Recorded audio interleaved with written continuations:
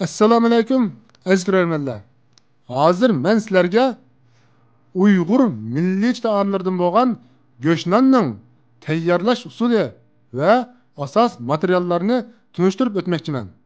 Un 500 gram, 400 gram atrofida suv, ya'ni 400 gram luq go'sht,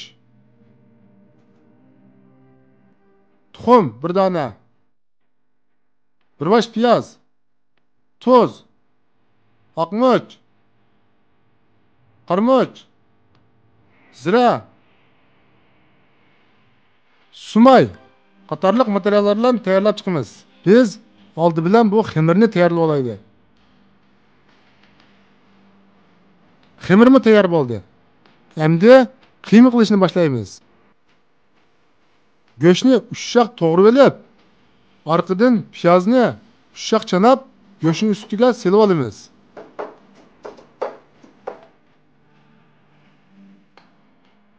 Ondan tuz bir bal qo'shiq, oqmush yarim bal qo'shiq, qarmosh oz miqdorda, zira yarim bal qo'shiq selib aralashtiramiz.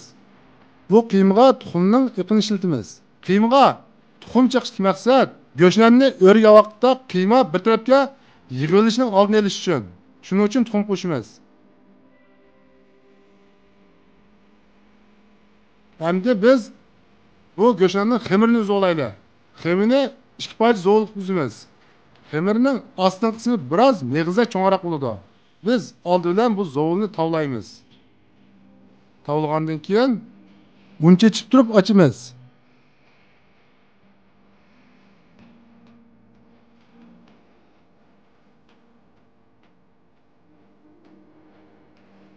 Etish usuli tuzni oldiga surgan vaqtda bir tarafini besib, keyingi tatgan vaqtda yana bir tarafini besib turib tortamiz. Ondan o'zligidan ichildi.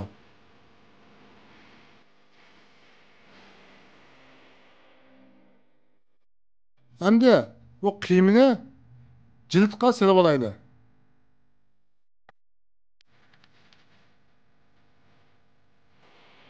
Xamirning atrofini biroz namlab olaylik. Bu ichilgan jildni ustiga yopamiz. Yapib pishirib tugib olaylik. Atrofini pishiq tugimiz.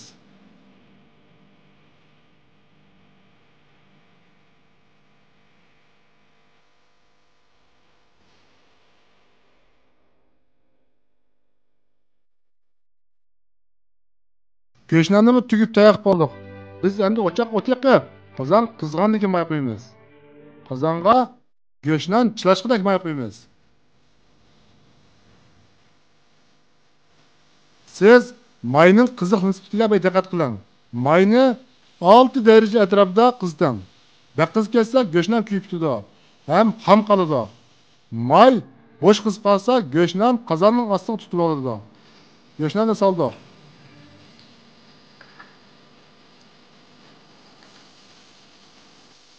Go'shtlarni o'rgoqda ta'minlayvering.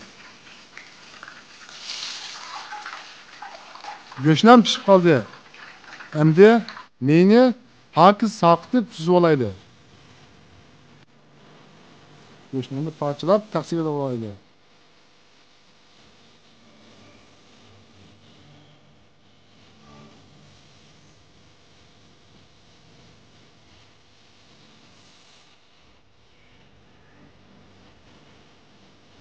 Go'shtlarni tayyor qilib qoldi. Go'shtlarni rangini chilan shaklda mutlaq qizil tushirib chiqsangiz bo'ladi.